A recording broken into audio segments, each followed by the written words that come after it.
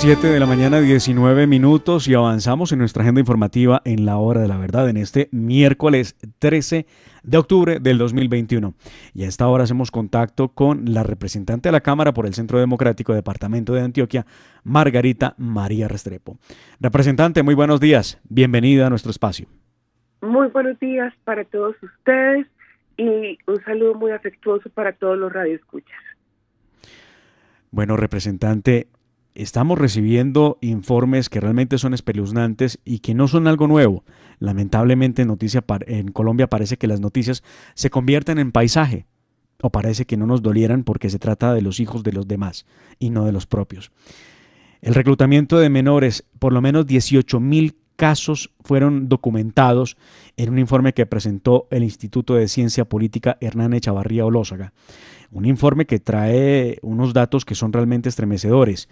Ese reclutamiento por parte de los terroristas de las FARC tenía un componente, y era que casi el 70% de esos 18.000 casos tienen que ver con que niños menores de 15 años fueron llevados a la fuerza, a las FARC, armados con un fusil, convertidos en los famosos pisa suave, para atacar a la fuerza pública, pero además llevados en el combate en el frente de guerra para que, pues, evidentemente cayeran primero ellos que sus propios comandantes.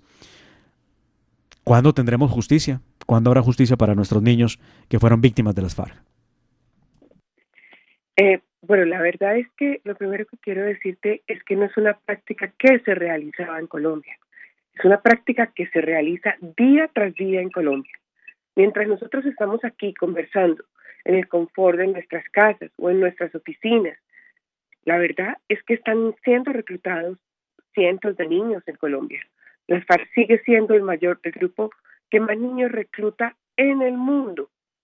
Las prácticas han sido atroces. Se reclutaban no solamente por selección de las familias, sino que además también se reclutaba de manera violenta. Se recluta, no se reclutaba. Se conocen casos de niños que han sido fusilados por comerse una panela o por robarse una lata de atún para mandársela a su mamá.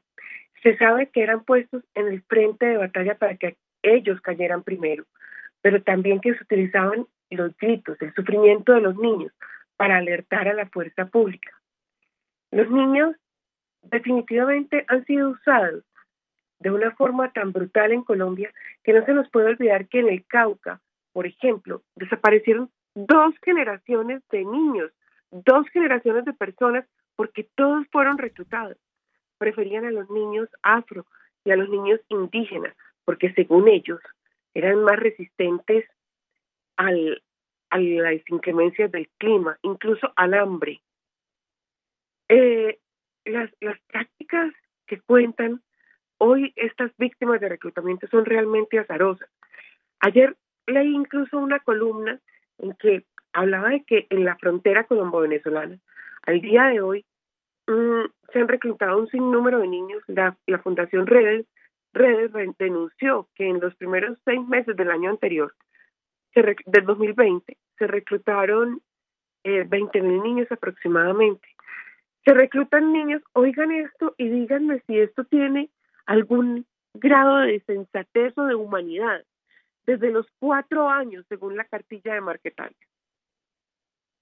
Lo más triste es que el informe del que tú habla de 18.000 menores, pero la verdad es que es muchísimos más niños los que se reclutan en Colombia día a día.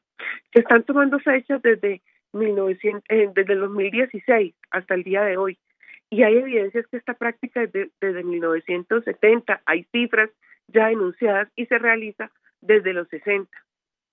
El panorama es desolador y no estamos teniendo una conciencia real de lo que está pasando en Colombia frente a este tema. El reclutamiento siempre lleva consigo varios delitos, como es el secuestro, el abuso, la utilización, la esclavitud sexual. Estamos condenando a miles de niñas. Y hablo de niñas porque la mayor víctima de cualquier tipo de violencia sigue siendo la mujer. Les estamos arrebatando sus vidas. Es realmente preocupante. Representante, muy buenos días. Yo me uno a lo que decía de Mar, parece que ya nada nos sorprende y también le resalto que lo que usted dice es extremadamente cierto. Yo creo que el reclutamiento que se está volviendo a dar por parte de, pues, o parte como la estrategia del rearme de los grupos armados en el país, pues viene obviamente con muchos menores, lo cual es una situación que con los días, con las horas, se está volviendo pues cada vez más grave y más preocupante.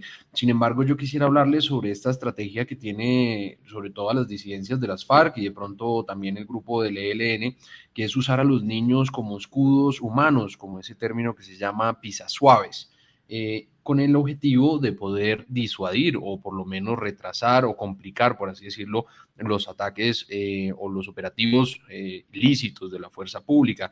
¿Qué podemos hacer al respecto? ¿Qué depara el futuro? Porque no puede ser que dejemos de luchar contra los violentos, contra estos bárbaros que pues tienen a otros bárbaros en el Congreso defendiéndolos. Número uno, yo pienso que la ley que acaba de ser declarada como ley, sancionada como ley, del fortalecimiento de penas contra el reclutamiento de niños, niñas y adolescentes, además homologando el delito con el delito de trata de personas en persona protegida, va a ser una herramienta maravillosa. Pero no se nos puede olvidar que es que el delito nunca ha dejado de pasar. El delito siempre ha sucedido. Disminuyó aparentemente, pero el delito siempre ha sucedido. Según la ONU, tras el acuerdo de paz, hubo 600 casos de reclutamiento. Pero la verdad es que en pleno proceso de paz fue que la ONG Redes sacó su denuncia de los niños, de los 20.000 niños reclutados en la frontera colombo-venezolana. En plena pandemia, incluso las autoridades fueron alertadas de un plan macabro de un reclutamiento masivo en plena pandemia. Las disidencias de las FARC hoy están conformadas en su gran mayoría por menores de edad. Incluso las FARC era conocido como un ejército de niños, porque es que el 57% de los niños, de los miembros de las FARC eran menores de edad. Pero además se habla de que la mayoría fueron reclutados antes de los 15 años, lo que lo convierte no solo en un crimen a nivel nacional, sino en un crimen internacional. ¿Qué debemos hacer? Hay que tener políticas públicas muy firmes frente al tema de la protección de nuestros niños. El tema de reclutamiento, el tema de abuso sexual crece todos los días. Y el reclutamiento para abusar sexualmente de los niños sí que crece todos los días. Se han venido haciendo programas desde la Defensoría del Pueblo, ha estado muy comprometida y tengo que reconocerle al Defensor del Pueblo su compromiso con la protección de los niños para que no sean reclutados. Pero hace falta desde que fortalezcamos políticas públicas desde distintas entidades y que haya mucha más sinergia, aunque desde el ICBF también se lanzó un programa que se llama Alianza, que pretende precisamente hacer eso, sinergia entre las distintas entidades del Estado que previenen el reclutamiento de niños, niñas y adolescentes. Pero nos falta fuerza y nos falta visibilizar, nos faltan campañas de sensibilización al respecto. No hay derecho que mientras nosotros, en realidad las voces que se oyen frente a este flagelo son muy poquitas, pero los reclutadores de toda la vida de nuestros niños, los violadores de nuestras mujeres están en el Congreso de la República hablando de derechos humanos, hablando de políticas de mujer y lo más grave, constituyendo un crimen más atroz todavía, que es el negacionismo de este delito. Un negacionismo que se puede comparar como el negacionismo del holocausto nazi, porque lo que hubo con nuestros niños, lo que se ha hecho con nuestros niños durante años es un holocausto. Hay miles de niños que han sido reclutados, pero todas estas cifras de las que hablamos con relativa tranquilidad, como por ejemplo FEDCOL habla de que hay más de 40.000 niños que fueron reclutados por las FARC, el Centro de Memoria Histórica habla de 16.700 niños que fueron reclutados por las FARC, la Fiscalía General de la Nación dice que entre el 2011 y el 2016 hubo 1.500 niños reclutados, y hablamos de cifras Pero la verdad es que cada niño, uno por uno, es una tragedia humana y que sigue ocurriendo este delito. Entonces, no podemos seguir así indiferentes. No podemos seguir la impunidad. Representante, en 2018, después de tener ya 2 años de la firma del acuerdo con las FARC y de haber visto cómo le habían robado la voluntad al pueblo con el acuerdo, porque el pueblo dijo no al acuerdo, precisamente por todo esto, ¿no? Por la cadena de impunidad que vendría, por la defensa de los derechos de las víctimas a ser reparados y a tener justicia. A pesar de todo eso, pues terminó negociándose y ganó el sí. Votó el pueblo que no, pero ganó el sí.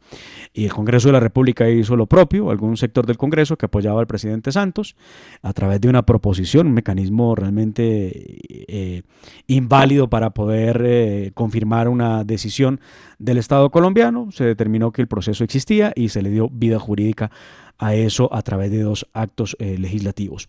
Pues muy bien, han pasado ya más de 3 años desde el gobierno del presidente Iván Duque. Estamos a unos cuantos meses de que termine este mandato. ¿Qué pasó con las víctimas? ¿Tampoco fueron el centro de atención? ¿Tampoco estuvieron en el centro el tema de los niños? ¿Por qué no se lideraron campañas fuertes desde el Estado, desde el gobierno nacional, para poder hacer respetar los derechos de los niños?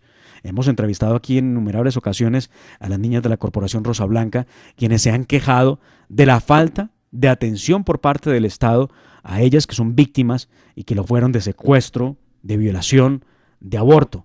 ¿Qué pasó? ¿Por qué no hubo una voz en el Ejecutivo que se pronunciara y estuviera al lado de las víctimas?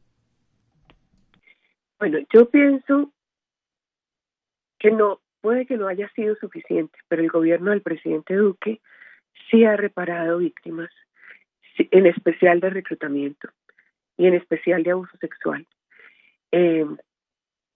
Desde la Consejería de Derechos Humanos de la Presidencia de la República se ha trabajado duramente el tema de reclutamiento. La primera dama ha hecho programas y campañas en contra del reclutamiento y para la reparación de las víctimas. Yo pienso que se ha hecho un esfuerzo muy grande, se han entregado grandes capitales para tratar de reparar las víctimas.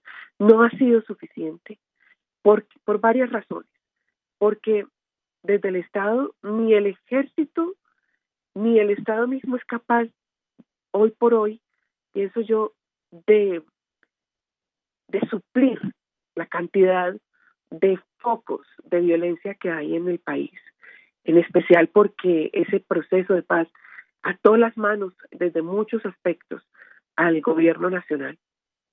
Ese proceso de paz lo que hizo fue blindar a los terroristas y atarle las manos al gobierno nacional. Las FARC no han cumplido con la reparación de las víctimas. Han entregado 1.400 millones de pesos de lo que supuestamente ellos deberían haber entregado. No ha sido suficiente por parte del gobierno nacional y nunca será suficiente, porque los delincuentes, los terroristas, actúan muchísimo más rápido de lo que puede actuar el Estado. Pero sí creo que desde el Ministerio de Defensa, desde la primera dama, la Consejería de Derechos Humanos, vuelvo y repito, la Defensoría del Pueblo, la Fiscalía General de la Nación, se han hecho esfuerzos importantes. No se nos puede olvidar que, por ejemplo, en Sierra Leona y en el Congo, se juzgaron a Charles Taylor y a Thomas Uwanga por el delito de un niño reclutado, una niña reclutada, por 14 y 20 años respectivamente. Y aquí hay miles de niños reclutados. Y los responsables de esos crímenes, gracias al acuerdo de paz, gracias a Juan Manuel Santos, que juró que no habría impunidad dentro de los acuerdos de paz, están hoy en el Congreso de la República o gozando de su total libertad con absoluta impunidad. Entonces, la verdad es que yo pienso que se ha hecho, falta muchísimo. Y nos falta, yo creo que a la mayoría de los colombianos, porque esto debería ser una causa de cada uno de los colombianos. Es que lo que está en riesgo no es un niño, son nuestros hijos, es el futuro de Colombia. Y estas cifras de Mari y Nicolás que nos parecen azarosas, quiero recordarles que este es el delito que mayor subregistro tiene. Entonces, ¿cuáles serán las cifras reales? Representante, yo estoy de acuerdo con usted. Yo creo que aunque los intentos y los esfuerzos fueron bien intencionados por parte del gobierno, se quedaron cortos. Asimismo, quisiera resaltarle que pues al no fumigar, al mantener pues estas olas de narcotráfico que tenemos, pues también una de las consecuencias o uno de los efectos, digamos, secundarios, una de las aristas es que el reclutamiento de menores continúa y sigue creciendo, ya sea para cuidar secuestrados o para raspar coca. Entonces, ¿qué hacer? Porque la fumigación se nos prometió desde cuando el doctor Carlos Holmes Trujillo estaba, que en paz descanse, y a la luz de hoy todavía la primera avioneta no ha podido salir y sin lugar a dudas la droga, que no solamente afecta a menores, pues por otras causas y otras razones, por su consumo y demás, pues también es el vehículo de financiación de todos estos grupos como el ELN y las disidencias de las FARC, que son, pues como ya dijo Vicky Ávila hace unos días, las mismas FARC, a reclutar y seguir obviamente vulnerando los derechos fundamentales de nuestros niños y niñas en el territorio nacional. Yo pienso que para todos los colombianos y para el mundo entero, hoy es claro que el glifosato no tiene las consecuencias que nos quisieron vender en un momento que tendrían, que científicamente se ha demostrado que el glifosato lo usamos permanentemente todos en nuestros jardines, lo consumimos en los alimentos, en fin, que no es la sustancia que nos vendieron que era, que esa imagen que nos dieron del glifosato obedece más a unos intereses particulares de fortalecer los cultivos de droga y de no acabarlos. No solo unos intereses particulares por parte de los narcotraficantes, sino también por parte de los grupos armados al margen de la ley que tienen su mayor sustento ahí, en los cultivos de droga. Pero además, también sé de primera mano que el gobierno nacional ha estado evaluando otros tipos de formas de fumigar supuestamente más amigables con el medio ambiente. Pero estamos esperando que definitivamente se empiece pronto con esa fumigación, porque queremos un país de verdad libre de drogas. No queremos que Colombia siga siendo estigmatizado por esta maldición que son las drogas, porque queremos unas juventudes sanas, que no sean consumidoras de droga, como son hoy, porque de ser un país exportador pasamos a ser un país consumidor de drogas. No se nos puede olvidar que de cada 10 niños, 7 han probado la droga antes de los 14 años. Entonces, claro que esperamos ansiosamente que se empiece a fumigar y esperamos y que el gobierno nacional esté en ese estudio en este momento y lo lleve a la práctica de manera pronta. Representante, ya para dejarla seguir en sus cosas, en sus actividades cotidianas, una pregunta que tengo desde hace rato y es que la veo a usted muy firme en su trabajo que ha desempeñado en defensa de los niños de Colombia y es que creo que siempre es importante que el Congreso de la República tenga personas como usted que estén dedicados a la defensa de los derechos de los niños. Inclusive, usted lo ha dicho y me encanta porque utiliza una frase, porque usted hace parte de la bancada Provida, desde cero hasta siempre, ¿será? ¿Es la frase? Desde el vientre hasta siempre. Desde el vientre hasta siempre. Me encanta la frase y quiero preguntarle, ¿la veremos en el Congreso de la República nuevamente en los próximos 4 años? Sí, yo espero que sí. Espero que sí, luchando por los niños definitivamente, pues quisiera aspirar nuevamente a la Cámara de Representantes, pero igual mi lucha por los niños es un tema de un apostolado de vida, de una vocación, de una bandera. De hecho, yo trabajo el tema de niños, de infancia y de mujer en todo el país, independiente de que sea representante a la Cámara. Es un tema, es una vocación de vida y bueno, espero aspirar nuevamente a la Cámara de Representantes y que todos ustedes me ayuden mucho. Aprovecho para hacer campaña, sobre todo en mi Antioquia, que tanto quiero y que estamos tan adoloridos con ese alcalde nefasto que nos tocó. necesitamos de verdad retomar el liderazgo de lo que somos los antioqueños, duélale a quien le duela, y de lo que estamos hechos. Y esto que no suene a una sátira, ya sabemos a quién. Claramente. Representante Margarita María Restrepo, muchas gracias por su tiempo aquí en La Hora de la Verdad. Muchísimas gracias a ustedes por este espacio, muchísimas gracias por el apoyo y la oportunidad de estar siempre aquí con ustedes. Un saludo muy afectuoso al doctor Fernando, que extrañamos, y bueno, un saludo para todos los radioescuchas. Un feliz día. Era la representante de la Cámara por el Centro Democrático, Departamento de Antioquia, Margarita María Restrepo. Aquí